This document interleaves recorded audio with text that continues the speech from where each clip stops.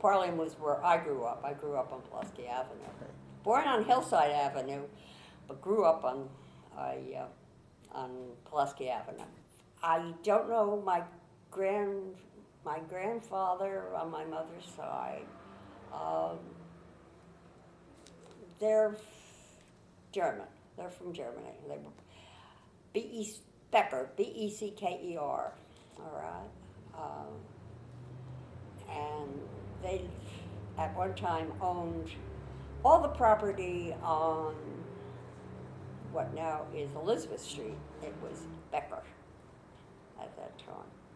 So all up and down the street. In fact, that's where I live now. Was property that kept was my grandfather's and was given to my mother, and then we bought part of the property, and one of my brothers bought the other part. So, and we built then on on Elizabeth Street because they called it Elizabeth Street. But, you know, lots of times the older people didn't talk too much about what went on.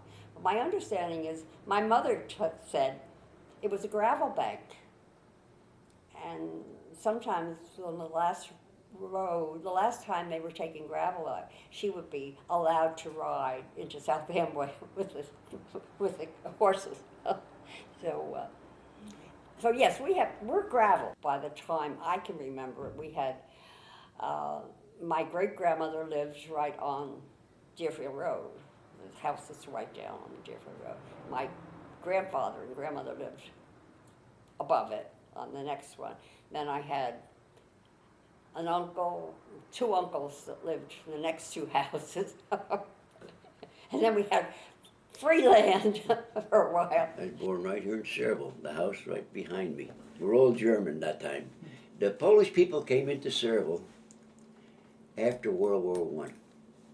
Before that, it was German and Irish. When I was born, this was all woods.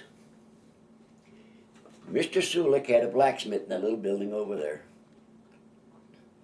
And he was a blacksmith. There were no homes here at all. Washington Road, when I was born, was sand. I used to ride the trolley car. My mother put me on a trolley car here, and she'd tell the motorman to drop me off at River Road. Trolley went from here down Main Street to Blues Hill. That was a dead end. Down the end of Main Street, right? After you get down below the Getkowski's Market, and bakery rather. You went down the end down there, turned around and came back. Trolley, but the trolley did not go to Parline. Went down that way, come around Main Street, and went right through South River, through Milltown into New Brunswick. Electric, I used to get on the trolley. My father worked in DuPont. Well, first he worked at Aaron Fisher's, and then after that he got a job in DuPont, and he worked there till he died. My mother, well, she was single when she worked for Aaron Fisher, Mr. Fisher. Yeah, she said she liked it, and he was very nice to her. They used to gamble downstairs, the men, and come down. They'd have a big place downstairs. The men would come and gather around, and they'd play. And next day should be cleaning up, should find coins or something, should give it to, oh, no, you keep it, that's yours. He was really good to her, but his wife was no good. She used to mess around with the chauffeur. Yeah, my mother said she was terrible. Cheated on him like crazy. And he was such a nice man. And she might have just got married or just before she got married when she started there. And worked as a domestic. She even slept in the attic. It might have been before they married, and then she kept it up. And then after I think my brother Frank was born or something, then she had to quit because she had the baby to take care of. Well, she wanted to come to America, and her sister already lived in Riverhead, Long Island. So her sister gave the money for her to get here. So when she came here, she went to Riverhead. She stayed over there. And then she worked as a domestic in Southampton,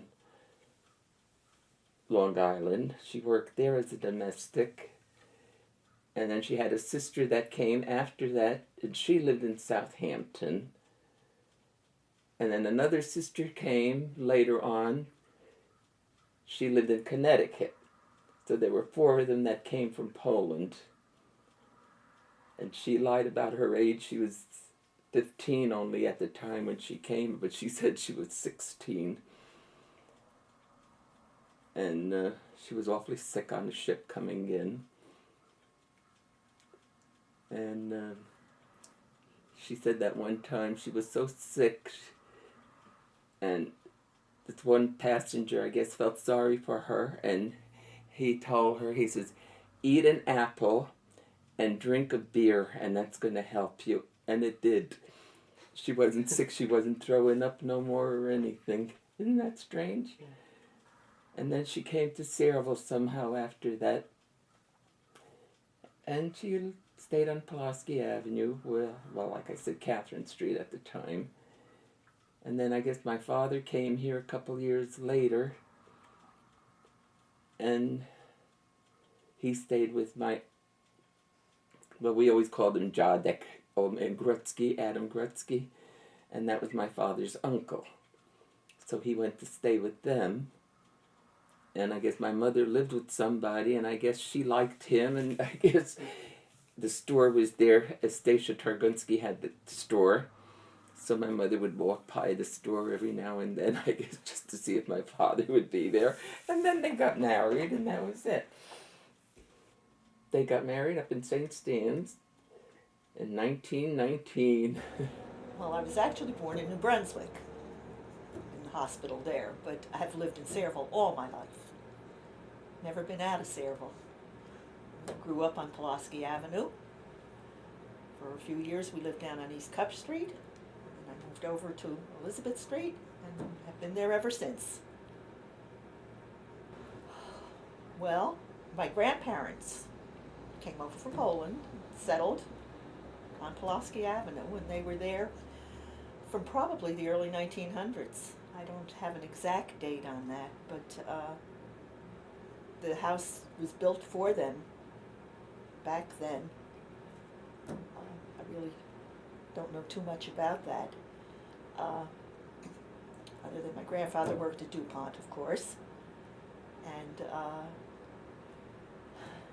my mother worked at DuPont, and aunts and uncles and all along the way. So we've been Sayreville all our lives, because both sets of grandparents came from the other side. My other grandmother came from another section of Poland, and the other grandfather, I think, was from Lithuania. And they were married here, because they were married at St. Mary's Church in South River. The other churches weren't built yet. I know that much, but other than that, a lot of that's been lost in the history along the way. Yeah, my grandmother spoke nothing but. She understood everything, but she only spoke Polish, except to one person, to my husband, who was, of course, German. And she did speak to him, and we were always amazed at that, because any other time she just sat back and, my grandfather spoke English, but was very broken. But of course he had to go out to work, and with working, you know, I think they had to learn the language. And even my mother had said, my mother had no accent at all, but she said as she was growing up, their English was strictly what they picked up along the way, because they spoke Polish at home. So I guess in school is where they really learned English. And I was always surprised that, you know, she didn't have any of the accent or anything. They stayed within, like, their community. It was the whole group of people, and everything was there. Everything was brought into the house. The vegetables, the huckster used to come around. There was the old man with the backpack that came around and sold the yard goods and all the other things, Mr. Pfeffer, all the things out of the pack. The local butcher shop was right there. You walked down and you took your little orange book and everything was the original credit card, I guess. Everything was marked into the little book as you were buying it.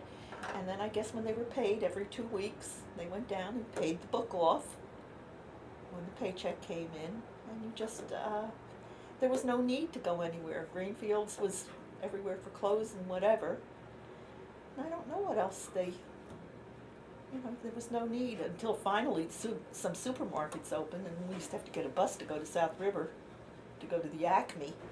You said your grandfather was in Chicago, and he came to Sayreville. He was working for, he originally came to the United States into Ellis Island. He had a cold. They shipped him back to Poland. 2 years later he came back, but Swift and Armour were looking for people to work in their food processing plants or slaughterhouses. So he came back and he worked for Swift, and then he went to work for Armour's, and then Teddy wrote him a letter telling, well, Teddy and my grandfather were boyhood friends in Poland. He wrote him a letter and told him they were looking for somebody, so he came to Sayreville. And that's how he, Because he knew somebody that right, brought it. he came to Sayreville in 1895. Well, how did the Polish people, prior to that, how did they know about Sayreville?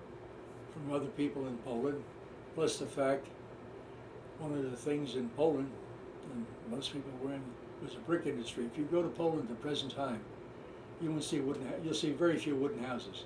They're built out of brick or stone. And there was a big industry in Poland making brick. Also the coal industry. That's why you had so many Polish people in the eastern portion of Pennsylvania, because they worked in the coal mines in Poland. They were experienced. The Poles, the Germans, and the Irish all worked in coal mines in Europe. And that's why you'll see such a tremendous population of those Irish, Poles, and Germans in the eastern portion of Pennsylvania. So, okay. So when the Poles came to Sayreville, it was because they knew the business. Right, they knew the business, right, they knew the brick business. And I worked in Fisher's 1 year, one summer. And after that I went to college. I said, this is not for me. What was it like? Hell.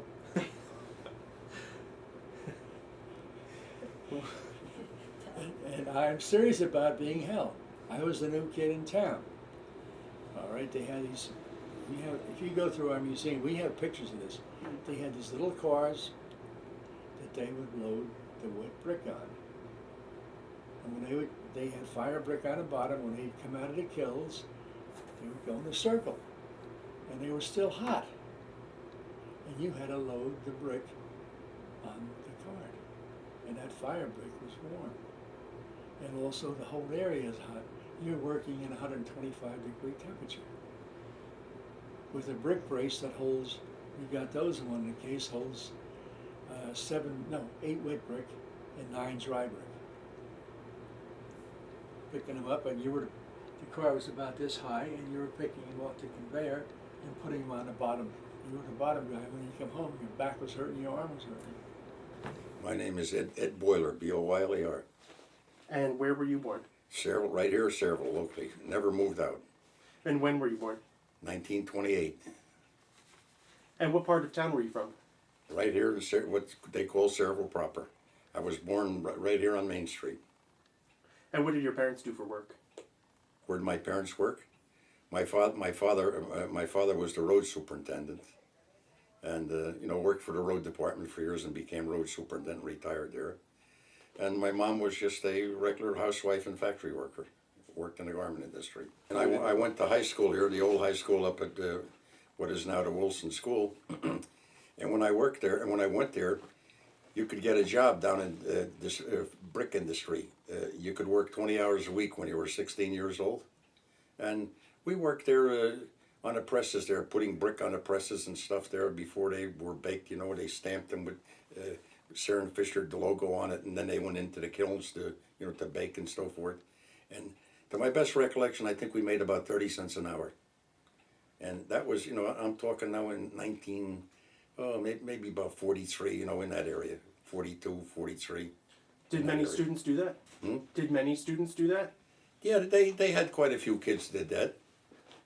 And you know, after that, I got a little better job during the war while I was still in high school and went to DuPont Photo Products. Again, for 20 hours a week you could work there, and I worked in a cafeteria, you know, washing dishes and passing out soda, things like that, and helping in the kitchen. And that got a big raise there. We got to 60 cents an hour there. That was, you know, back in the early 40s. Still a big difference. Yep, yep. What was working at Sarah Fisher like? Sarah Fisher was a lot of fun with the guys and stuff there, you know, and the old timers there, they were pretty nice to us and everything, treated us nice and everything, and that was, you know, they even had the barges coming in then where they loaded the barges with the hand wheelbarrows, like 60 brick on a wheelbarrow, and we didn't push them. We weren't strong enough to do that. The older men did that. Was it dangerous work? The what? Was it dangerous? I would think so, because they had to push them up a gangplank and everything else. Yeah. So they were. It wasn't for us. They didn't let the kids do that. We loaded trailer trucks and stuff like that, you know, with brick.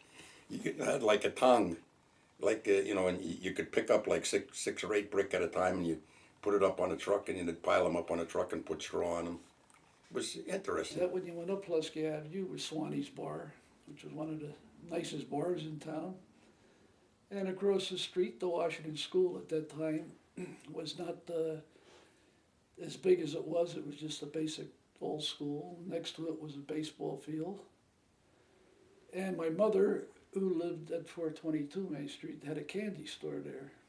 And that candy store was there, had a soda fountain. And that was there from the 1920s, I believe. And I forgot the name of the people that owned it before my mother and father, but I have machines downstairs that I found in the attic when I moved, and they date back to like they're pre-electric, like a pre-electric pinball machine. And there's two a slot machine, and also I don't know what you'd call it. It's like a roulette wheel almost. It has the balls you shoot, and they were games that they used to make money. You know, if you got 2 cherries or 3 cherries, you got paid so much. And my mother and father owned the store from 1940s. I don't exactly remember when they bought it, but it had to be 1941. I was born in 38. I was born in that house, but I guess they would have had the store at that time. And they served lunches for the school children, because the school across the street, the Washington School, had no cafeteria at that time. And I believe in 1960s, 62, 61, 62, they built that addition onto the school with a cafeteria, and that was the end of my mother's candy store. Because at that time, the school wouldn't allow the children to come across the street anymore. And it was a good hangout for a lot of people, you know. There's a lot of guys that hung out there. Especially in the late 40s, people that were in the service were coming out. Yeah. And I remember my mother and father putting pictures in a window of all the guys that were in the service, which I still have a lot of them here. And they would send home pictures and pennants, which I also have up in the attic. Pennants from all the forts from all over the country where they were stationed at. And they went out of the store business there, I think it was 1961 or 62. But basically, it was a nice neighborhood.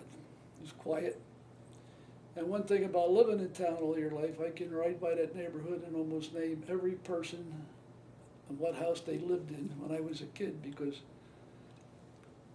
I always had to sell Christmas cards. My mother always had to for them, so I would have something to do. And, you know, you went door to door. So between Main Street, Pulaski Avenue, and Hillside Avenue, I almost went to every house there every year selling Christmas cards.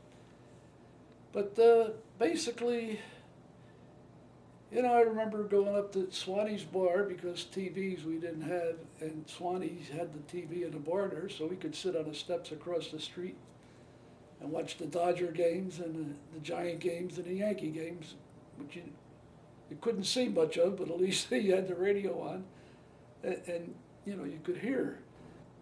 Yeah, being kids in that neighborhood was good. We had a lot of friends.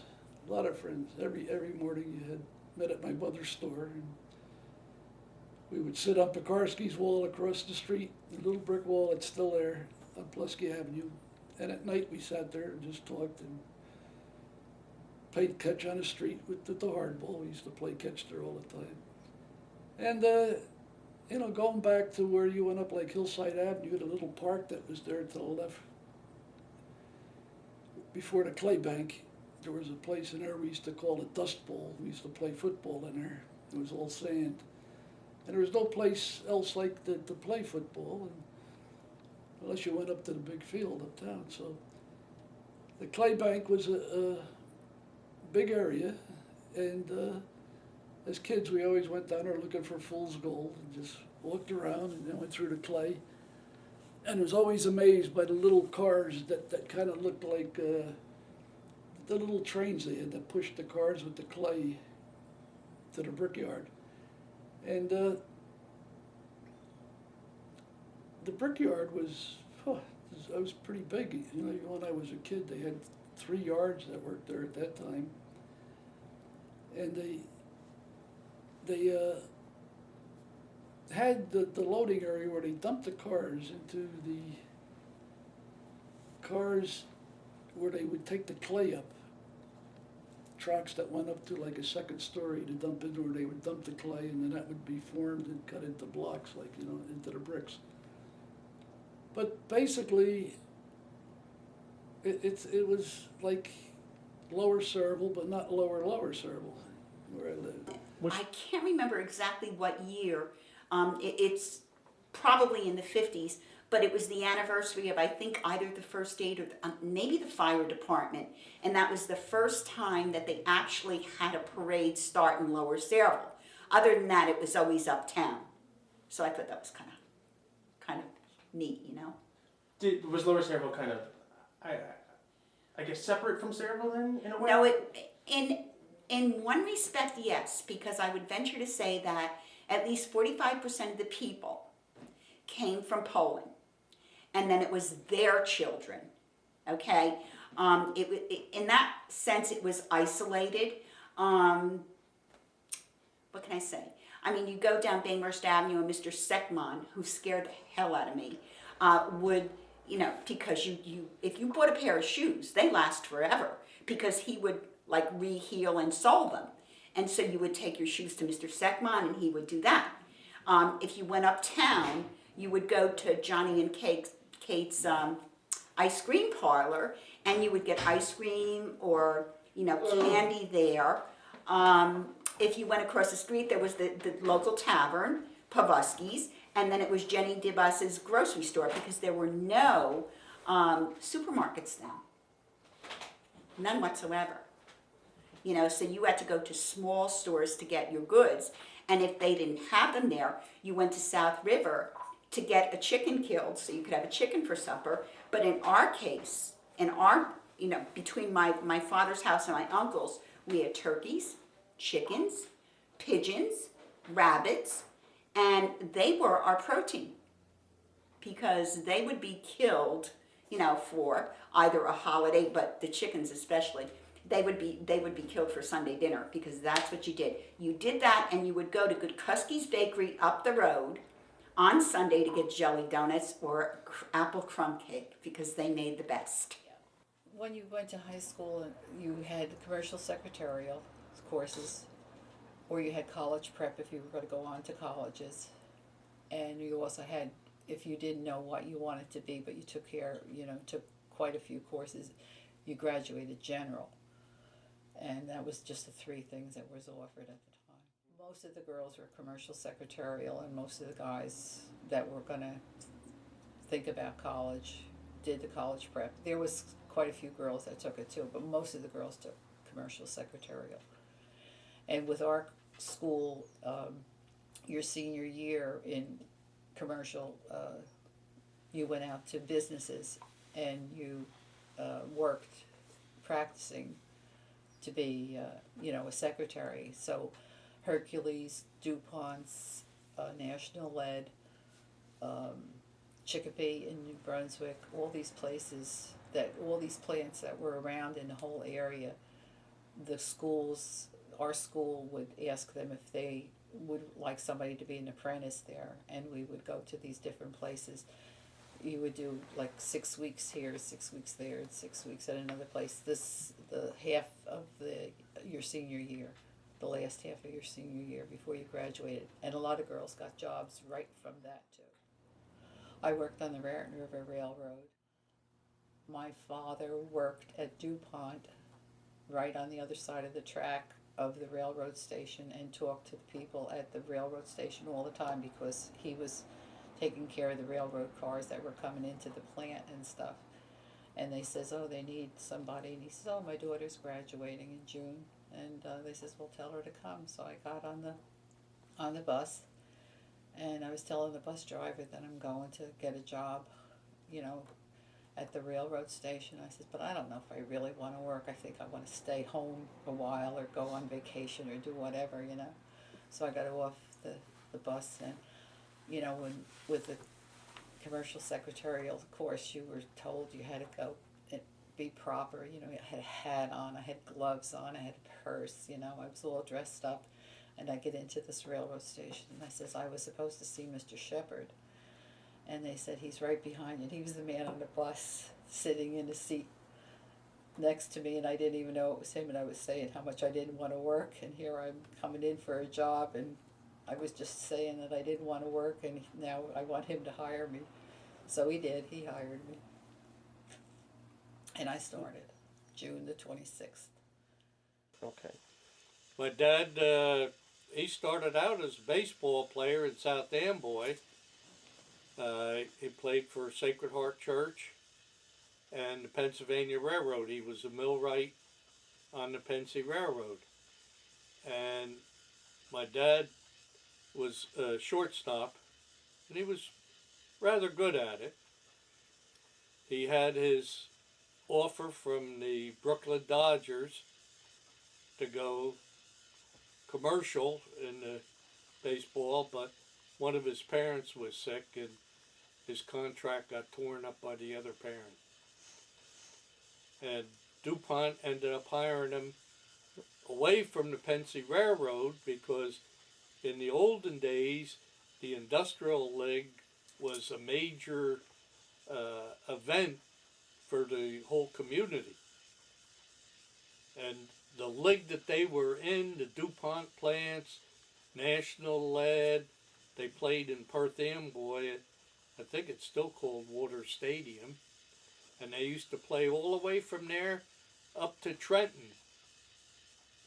And the guy that owned Englishtown Market at the time, he sponsored a pro team, or a semi-pro team, and he didn't have the money to pay the people cash, so he used to pay them for their services of playing ball. They'd get a bushel of corn or a sack of potatoes. He paid them off in produce for each game that they played. Well, you had the DuPont Village here. As you went up the other side of Minnesink Avenue, that started the Hercules Village. And Hercules had put in, I guess they had about maybe 30 homes up there that they built for the same reason that DuPont did. The blue collars didn't socialize that much as groups, but the salary people, they socialized all the time. In the old DuPont Y, they had monstrous parties. Huey Singleton, who was the first aidman in the F&F plant, fabrics and finishes, he was the anesthesiologist in the plant hospital. He used to make some of the best bathtub gin there was. So he always got an invite to every party. I don't think anybody outside of the DuPonters knew that he was making it, because he didn't sell it or anything. It was just for their own parties. Well, at the time that I was a child, the freight going through here was an important part of life. After you heard the trains for the first week that you were here, you just ignored it. You didn't even know they existed. The River Railroad, as history is in my mind, was the only railroad in the United States that never got a subsidy.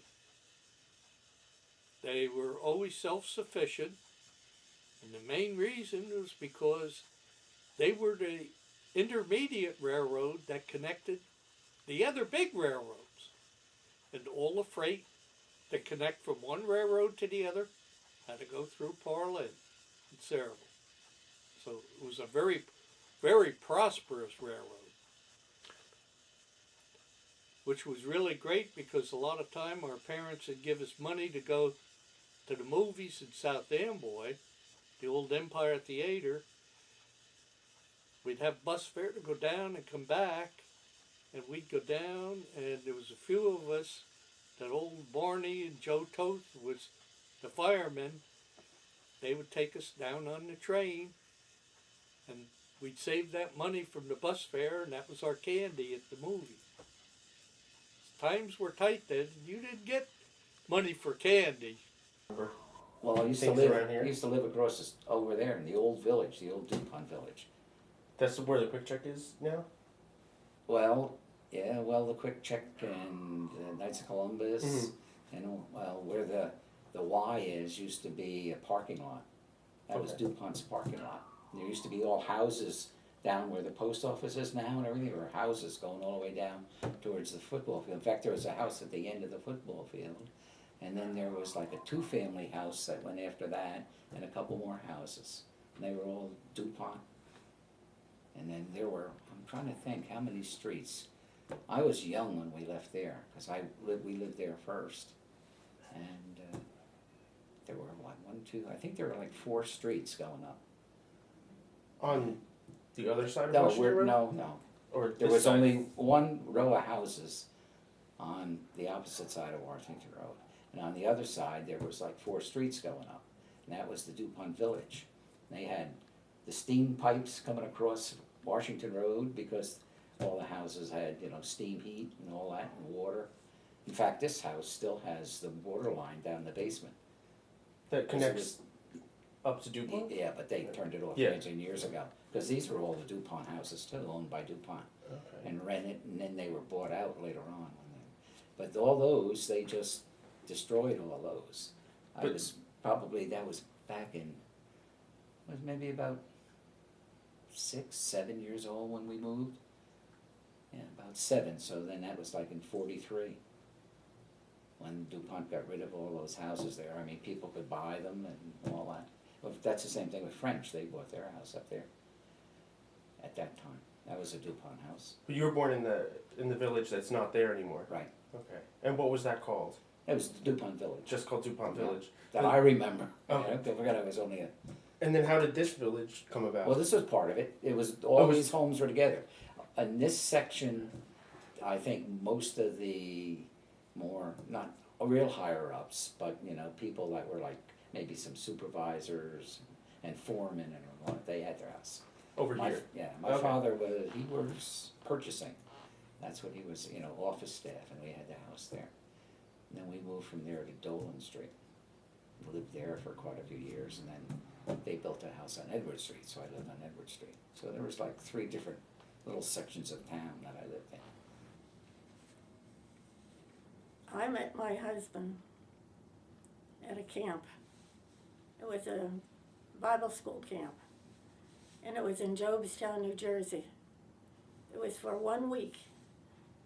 It cost $7 a week to go to this camp. I want you to know that. And I met him there. First day I was there, and that's the only boyfriend I had. I was 19. And then he joined the Marines the very next year. In 1939, he joined the Marines and stayed until 1945. And that's where I met him. Oh yes, when he was in the war, he didn't come home very often. And then finally, he was gone for 2 years, and he went to Guadalcanal, and he was gone for 2 years before I ever saw him again. But today, they tell you where the boys are all the time, and they come home very often. I worked. We did everything normal. You didn't know what was going on. They didn't tell you where he was. I never knew.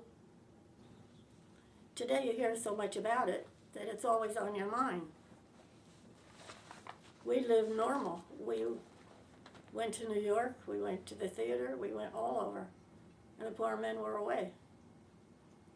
But it just wasn't much news about them. I was born in Melrose, on Oak Street in Melrose, and moved from there up to Roll Avenue and then Heston Avenue. So I lived there all my life. My father and I were born in the exact same house in the same room on Oak Street. But my mother was from South Amboy. When I was a young child down on Roll Avenue, it was basically a Polish neighborhood. I remember the woman next door always raised a pig, and every year she would kill the pig.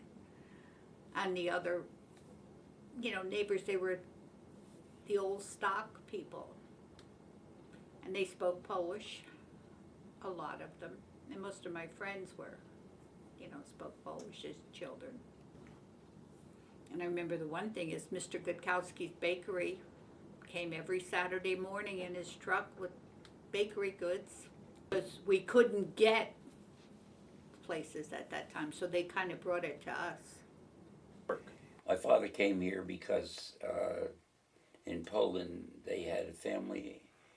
At the time, the Russians decided to let the peasants have some of the land there, they gave out land to the people. My father's parents had a strip of land 100 feet wide by maybe 1,000 feet long, which they had to farm and get their living from. Since they had a mother and father and 7 children, and he was one of them, and by age 7 he was already out working, it became obvious that that piece of land wouldn't support 7 families or 8 families. Therefore, they decided someone should go to the United States. Since he was the oldest boy, they sold the cow and gave him the money, and then he came to the United States at age 18, and here he was. How did he get to Sayreville? He was told, the grapevine said that if you came to Sayreville, there was a place where you could work called Sayreville Fisher, which was hiring people. Historically, that the Irish people came to New York City to build the sewers in all Atlantic City. It's been established there's a flow of Irish people to do that. Eventually, there was a flow of Polish people coming to here, and I've been back to where my father was born, and I went to the church. When I walked through the cemetery ground, I found all the names I feel like in Kalaji and this and that and the other thing that you find in the St. Stan's Cemetery here, you'll find them over there. Church was built in 1100. I walked through the cemetery and I said to Rena, I can't believe that these people all have the same name as the people in Sayreville. There was a migration of people from there. They got hot on Sayreville Fisher or something like that. They all came over here. Mm-hmm. Theoretically, my father was coming to visit an uncle, except he didn't have an uncle.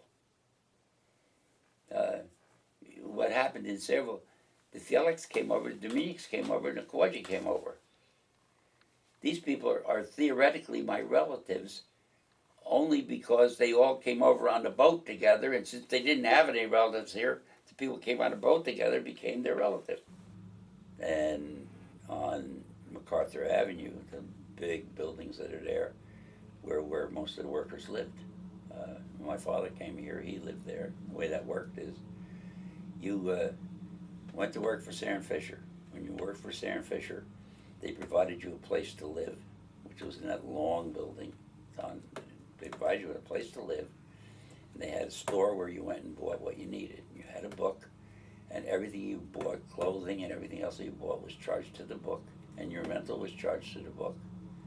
And twice a year, they didn't pay you. They used your pay to pay themselves what your costs were with them, and they gave you the difference, which was the way it was then. But Dad didn't stay there very long. He left there, because he didn't like he had a job throwing brick where after the brick was made, so he had to throw it to other places. So he went to Pennsylvania, worked in the coal mines for a while, and he didn't like that. So then he left and went to Connecticut and worked in a factory that made screws for a while, but he didn't like that. This is an 18-year-old kid that came from Poland. And then he went down to Baltimore and got a job building ships. In those days, when they built the ships, the rivets were heated on the ground and tossed to a man who caught them up where they were being applied to the metal. And one of them missed and landed on Father's head, and that's when he quit working there and came back to Sayreville. But he didn't want to work in Sayreville Fisher, so he went to a fellow named, I lost it, had a shop on Quaid Street as you go to the high school, and he apprenticed to him to learn the trade of being a butcher, and he worked going around town with a truck selling meat to the people. Then he left him and started his own shop on Main Street, which is where we started this conversation. Yeah. And he had got his own truck, and he went around door to door selling meat. My grandfather came in 1864, went to work for the brickyard. He worked there till he was killed in 1970. He was 78 years old when he got killed. A pile of bricks fell on him. Oh. So that's what happened to my grandfather. So where did your grandfather come from? France. France. Chevalier, yeah. And how did he hear about Sayreville? Why Sayreville? I don't know. I never talked. I was just too young to talk to him. I was in 1932 he got killed. It was a good time in Sayreville. We had 1, 2, 3, 4, 6, 5 cops. We had 4 cops and a chief. There was 3,800 people in Sayreville when I was born. It was all woods. Yeah. I used to ride the trains back and forth with Carter Clan, Mr. Tuckerson, and other gentlemen used to run the trains back and forth, and I used to ride back and forth. And I'd hang on with the shovels over there digging the clay. Yeah. The shovel they had over there was from the Panama Canal. They had bought it from the Panama Canal and brought it up here for digging clay up in the pit. My father was very patriotic, my God. When he came from Poland, he came here in 1916, and the first thing he did was join the Army, World War I. He was so proud to be here. And he was proud, and he kind of made us all proud to be Americans. So he always had a flag. He made a big flagpole, a high flagpole with flag. So Mr. Missouri was a local barber. They both played violins. And that night, my father, after leaving the Borough Hall, he would go to behind the barber shop there, and they'd play all kinds of tunes, practice their songs. And you could hear them in the summertime with the window open. You could hear them playing the violins, And they made a promise. My father made a promise that when the war ended, he would march up Main Street playing his violin. Even if I have to do it alone, he said. So Mr. Missouri said, John, you don't have to do it alone. I'll go with you. Yeah. So World War II ended March 8th.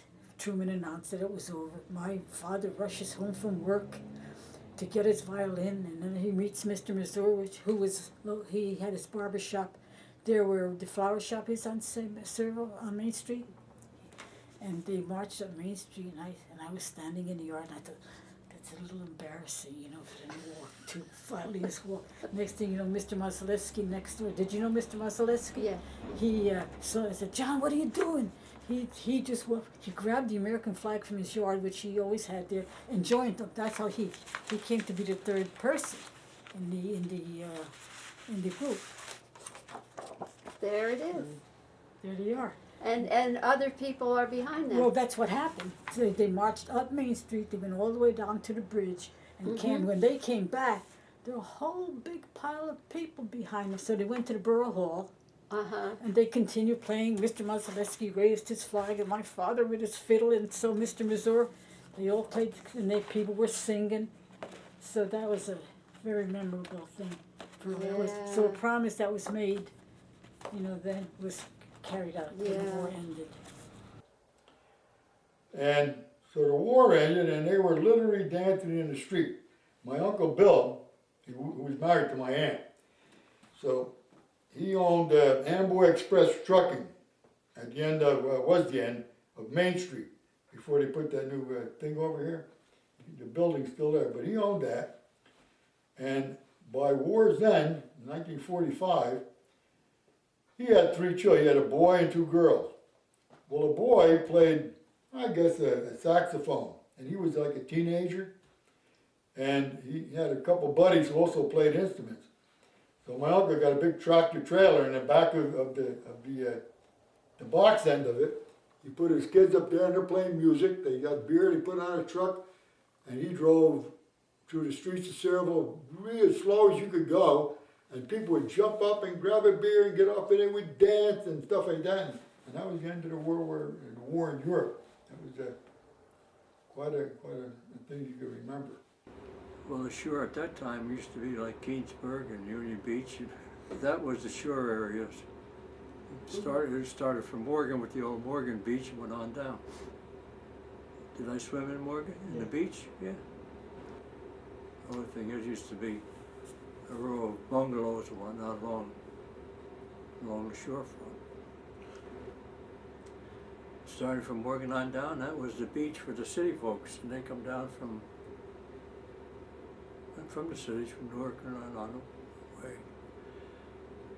At that time, they were going down to the beach, down to the shore. That was it. There wasn't too many that went on down to what we call the shore today. Mm-hmm.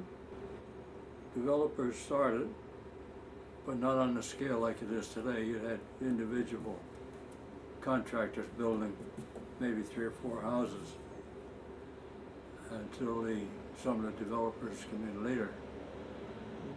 And that's when the whole area flourished down in there. Then the highway before, the 35 came through South Amboy, down Stevens Avenue, across Bordentown Avenue, down South Pine Avenue, Old Spy Road, down across the old bridge. Well, the road is still there.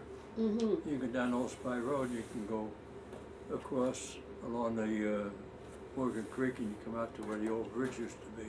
Yeah. The concrete abutments are still there. Mm. That's when the old Spy Inn was still down there, and what have you. No, I've been in Morgan since 47. That was right after I got out of the service in 46. I bought some property from the borough. They were selling all the lots down there at tax sales. And I was part of the group that we built, cleared the woods off to begin with, built ourselves 2-car garages, made 3-room apartments out of it, and moved in. We had quite a few of us down there. We're living in 2-car garages. Years before that, it had been part of an old farm up in there, I guess.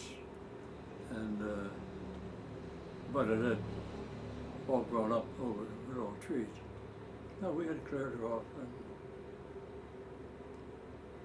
built 2-car garages and made apartments out of it. We lived in it for, well, built the house in 50, 51.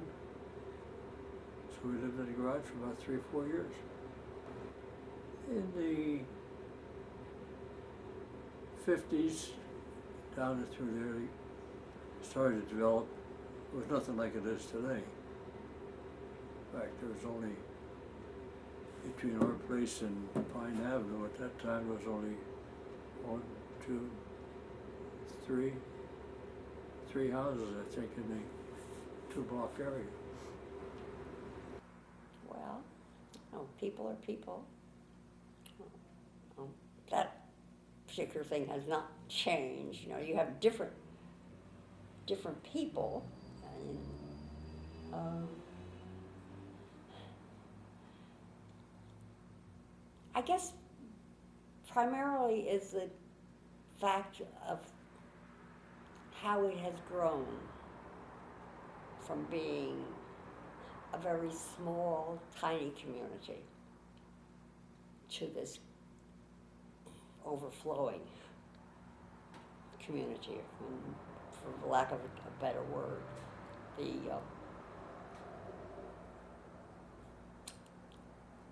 We don't have, I told you we could take hikes. Now if you want to hike, I guess you have to go to Kennedy Park and keep walking round and round and round. There isn't, you don't have any,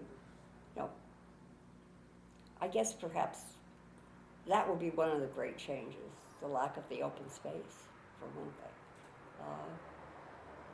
And there wasn't thought at that time, like after World War II, property's there, they're building the houses fine, I don't know that we felt isolated because you had the transportation. You could go and you had the trains out of South Amboy, you could go here, there, or whatever. I think it was considered more a small community. And I don't think we have that feeling now.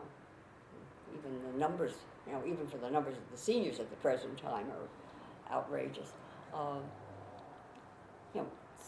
Well, I'm glad we have seniors because it means we're living longer. But it isn't, it's, I guess it's kind of the not being able to look out and see, not a forest, but to be able to look out and not see houses on top of houses on top of houses. Fortunately, on our street, there's a little space between houses, but in many instances there aren't, and I think it's changed the whole complexion of the community in that respect. Not that you want to go backwards. You can't go backwards. That's one thing. You cannot go back. You may not like what happened in the past, but try to profit from it and move forward. That's what you have to do, right?